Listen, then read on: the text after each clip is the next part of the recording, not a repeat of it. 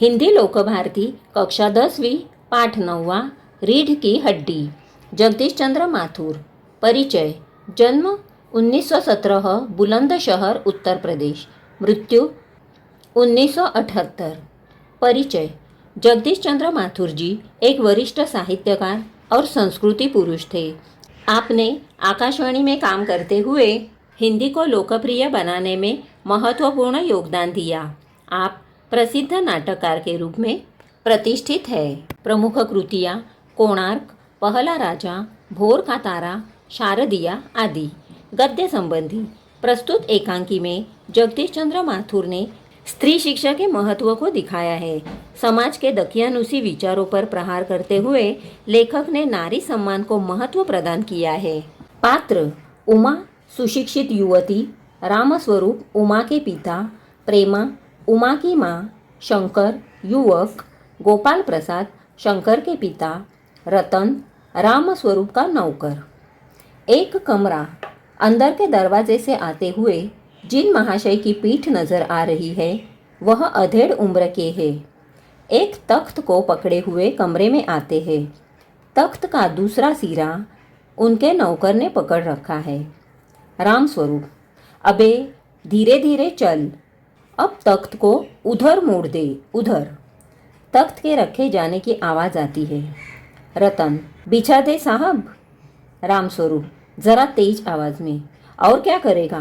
परमात्मा के यहाँ अक्ल बट रही थी तो तू देर से पहुँचा था क्या? बिछा दूँ साहब। और यह पसीना किस लिए बहाया है? रतन तख्त बिछाता है। ही। रामस्वरूप दरी उठाते हुए, और बीबी जी के कमरे में से हारमोनियम उठा ला और सितार भी। जल्दी जा। रतन जाता है। पति पत्नी तख्त पर दरी बिछाते हैं। प्रेमा, लेकिन वह तुम्हारी लाडली बेटी उमा तो मुँह फुलाए बैठी है। रामस्वरूप, क्या हुआ?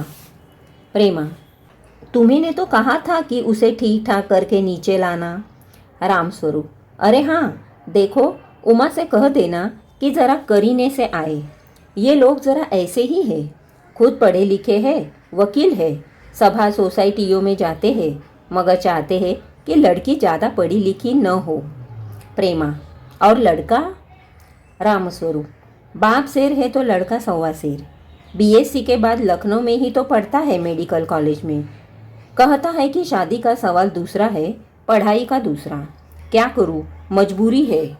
रतन, बाबूजी बाबूजी, धीमी आवाज़ में। रामस्वरूप दरवाजे से बाहर झाँक कर, अरे प्रेमा, वे आ भी गए। तुम उमा को समझा देना, थोड़ा सा गा देगी मेहमानों से।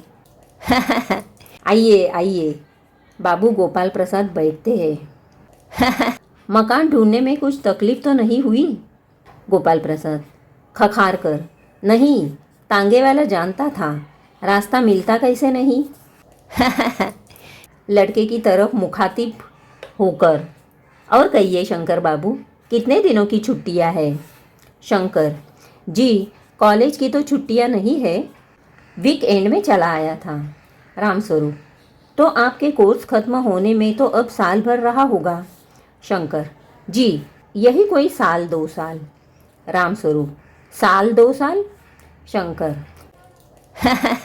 जी 1 साल का मार्जिन रखता हूँ। गोपाल प्रसाद अपनी आवाज़ और तरीका बदलते हुआ, अच्छा तो साहब फिर बिजनेस की बातचीत हो जाए। रामस्वरूप चौंक कर, बिजनेस?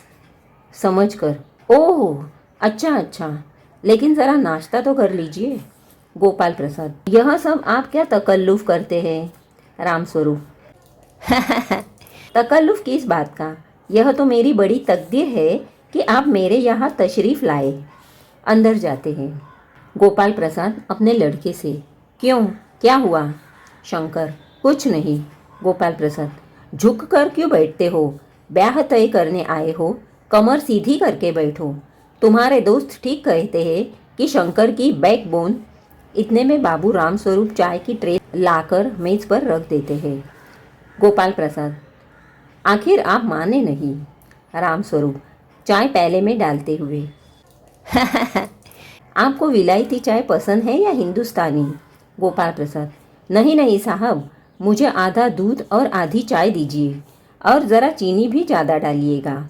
शंकर खखार कर, सुना है सरकार अब ज़्यादा चीनी लेने वालों पर टैक्स लगाएगी।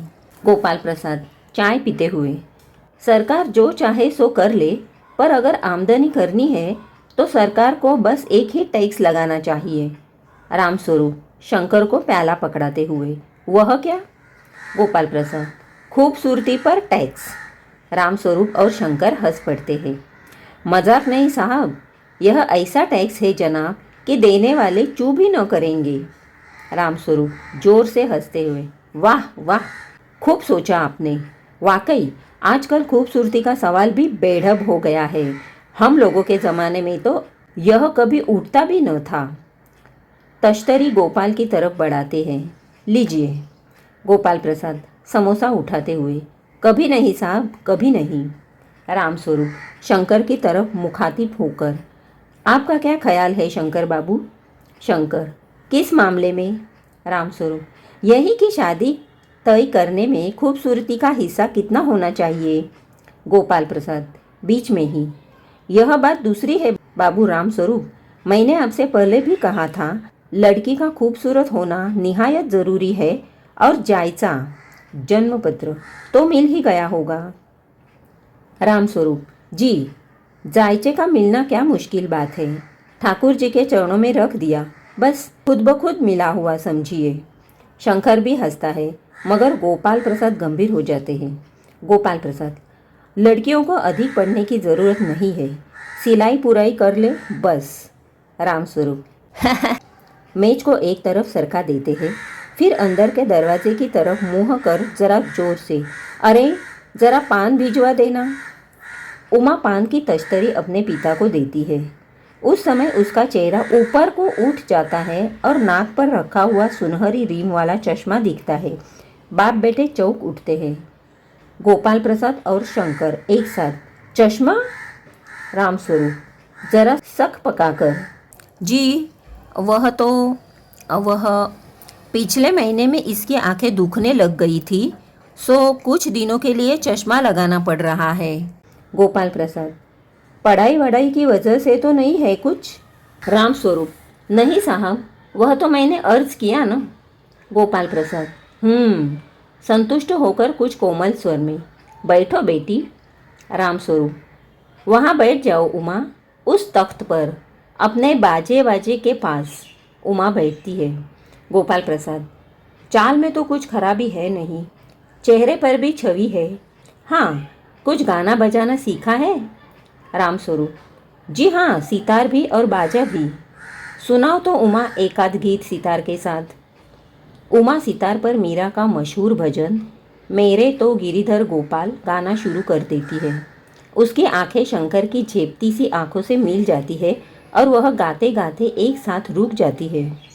रामस्वरूप क्यों, क्या हुआ? गाने को पूरा करो उमा। गोपाल प्रसाद नहीं नहीं साहब, काफ़ी है, आपकी लड़की अच्छा गाती है। उमा सितार रख कर अंदर जाने को बढ़ती है। गोपाल प्रसाद अभी ठहरो बेटी। रामस्वरूप थोड़ा और बैठी रहो उमा। उमा बैठती है। गोपाल प्रसाद उमा से, तो तुमने पेंटिंग वेंटिंग भी सीखी है? उमा चुप। रामस्वरूप हाँ, वह तो मैं आपको बताना भूल ही गया। यह जो तस्वीर टंगी हुई है कुत्ते वाली, इसी ने बनाई है, और वह उस दीवार पर भी। गोपाल प्रसाद यह तो बहुत अच्छा है। और सिलाई वगैरह? रामस्वरूप सिलाई तो सारे घर की इसी के जिम्मे रहती है, यहाँ तक कि मेरी कमीज़ें भी। गोपाल प्रसाद ठीक, लेकिन हाँ बेटी, तुमने कुछ इनाम बिनाम भी जीते थे? उमा चुप। रामस्वरूप इशारे के लिए खांसते हैं, लेकिन उमा चुप है, उसी तरह गर्दन झुकाए। गोपाल प्रसाद अधीर हो उठते हैं और रामस्वरूप सकपकाते हैं। रामस्वरूप जवाब दो उमा। गोपाल से जरा शर्माती है, इनाम तो इसने। गोपाल प्रसाद जरा रूखी आवाज़ में, जरा इसे भी तो मुंह खोलना चाहिए। रामस्वरूप उमा देखो, आप क्या कह रहे हैं, जवाब दो न। उमा हल्की लेकिन मजबूत आवाज़ में, क्या जवाब दूँ बाबूजी? जब कुर्सी मेज बिकती है तब दुकानदार कुर्सी मेज से कुछ नहीं पूछता, सिर्फ खरीदार को दिखला देता है। पसंद आ गई तो अच्छा है, वरना। रामस्वरूप चौंक कर खड़े हो जाते हैं। उमा, उमा, उमा, अब मुझे कह लेने दीजिए बाबूजी। गोपाल प्रसाद ताव में आकर, बाबू रामस्वरूप, आपने मेरी इज्जत उतारने के लिए मुझे यहाँ बुलाया था? उमा तेज आवाज़ में, जी हाँ, और हमारी बेइज्जती नहीं होती जो आप इतनी देर से नाप तोल कर रहे हैं। शंकर, बाबूजी चलिए। गोपाल प्रसाद, क्या तुम कॉलेज में पढ़ी हो? रामस्वरूप चुप।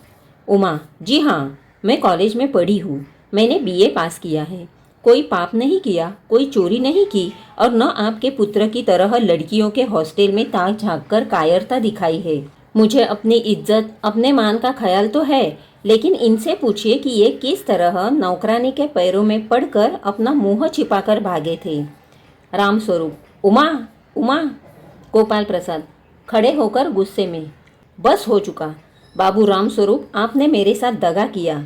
आपकी लड़की बीए पास है और आपने मुझसे कहा था कि सिर्फ मैट्रिक तक पढ़ी है। दरवाजे की ओर बढ़ते हैं। उमा, जी हाँ, जाइए, ज़रूर चले जाइए, लेकिन घर जाकर ज़रा यह पता लगाइएगा कि आपके लाडले बेटे के रीढ़ की हड्डी भी है या नहीं, यानी बैकबोन, बैकबोन। बाबू गोपाल प्रसाद के चेहरे पर बेबसी का गुस्सा है और उनके लड़के के रुलासापन। दोनों बाहर चले जाते हैं। उमा सहसा चुप हो जाती है।